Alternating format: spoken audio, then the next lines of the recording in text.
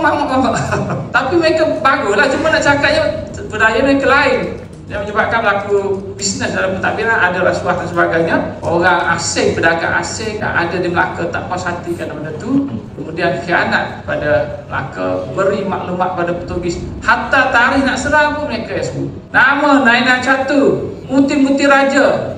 Pedagang itu, pedagang ini apa semua ada dalam rekod Portugis dalam buku kita. Cerita tentang kejahatan kita saja. Tak ada mereka ni. Dia jadi macam nak cerita keburukan orang lain kita jadi segan, nak cerita keburukan kita senang, seronok. Padahal tak ada semua tu semua. Dia creation saja, dia ciptaan saja. Reka-reka saja, tak boleh dibuktikan. Saya tanya direct kepada Pak Pensyarah semua. Apa yang saya cakap ni bahagian mana yang salah?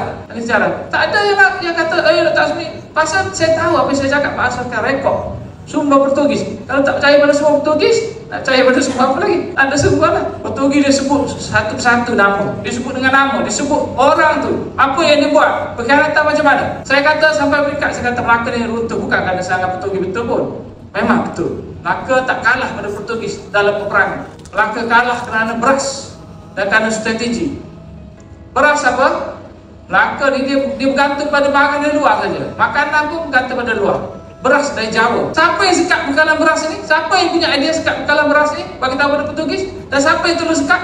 Tak nak cerita, payah. Siapa yang sediakan kapal masuk berperang dalam kota Melaka? Guna kapal berdagang, serang masjid, bakar masjid. Portugis lawan Melaka guna daripada luar, tembak. Tak boleh, kebal. Tak boleh lawan, kalah banyak kali. Bukan serang sekali menang, banyak kali kalah. Tak diceritakan betul. Tiba-tiba buku cerita tentang kemerosotan. Tak merosot pun Melaka masa tu, hebat lagi. Kumpul tentera 100,000 orang sebelum Portugis datang pergi berperang dengan Aru kerana Aru income. Ada tak sejarah macam ni? Tak ada.